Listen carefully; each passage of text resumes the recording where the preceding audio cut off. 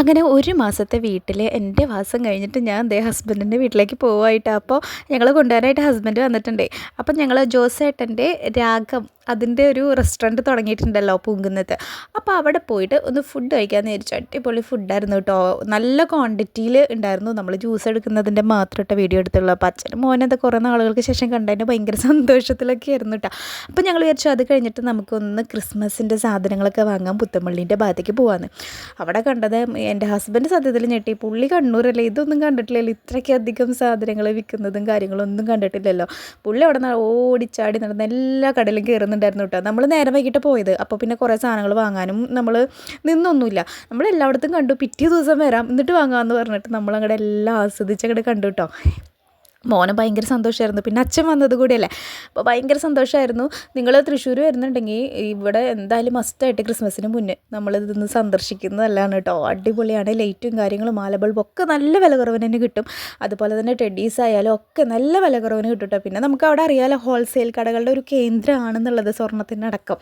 അപ്പോൾ നമ്മളൊരു ലേസർ മാത്രം വാങ്ങിച്ചു കേട്ടോ. ലേസർ നമുക്ക് ഭയങ്കരമായിട്ട് ഇഷ്ടപ്പെട്ടതുകൊണ്ട് ഹിന്ദിക്കാർ ഇപ്പോൾ കുറേ ഇറങ്ങിയിട്ടുണ്ട് നമ്മുടെ തൃശ്ശൂർ ഇങ്ങനെയുള്ള സാധനങ്ങൾ വിൽക്കാനായിട്ട്. തോരായിരുന്നു എന്നറിയോ. പിന്നെ ഞാനിതൊക്കെ കണ്ട് ശീലമായതുകൊണ്ട് എനിക്ക് വലിയ അത്ഭുതമൊന്നും തോന്നിയില്ല. കാരണം നമ്മുടെ ഏരിയ ഇങ്ങനെയാണെന്ന് നമുക്കറിയാമല്ലോ. പുള്ളിക്ക് ഭയങ്കര എന്താ പറയുക ഇഷ്ടമായിട്ട്. പിന്നെ ഒരു സ്പെഷ്യൽ ഐറ്റം കൂടെ നമ്മൾ കണ്ടു കേട്ടോ. അതായത് നമ്മൾ കൈ കൊട്ടിക്കഴിഞ്ഞാൽ നിന്ന് കളിക്കുന്ന ഒരു ക്രിസ്മസ് പാപ്പ. ഞാൻ പക്ഷേ ഇത് ആദ്യമായിട്ടാണ് കാണുന്നത്. നമ്മുടെ ജ്വല്ലറിയിലേക്കും അങ്ങനെയുള്ള വലിയ കടകളിലേക്കൊക്കെ കൊണ്ടുപോകുന്ന ആ ചേട്ടൻ പറഞ്ഞത്.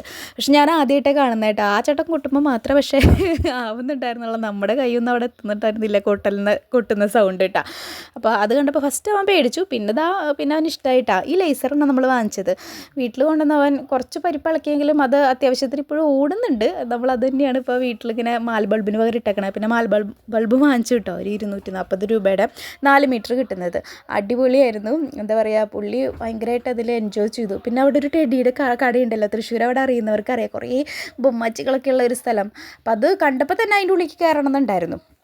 കയറി കഴിഞ്ഞപ്പോൾ ശ്വാസം മുട്ടിയിട്ട് വയ്യ നിൽക്കാൻ. കാരണം അത്രമാത്രം സാധനങ്ങളാണ് അതിൻ്റെ ഉള്ളിൽ ഡബ് ചെയ്തിട്ടേക്കണത്.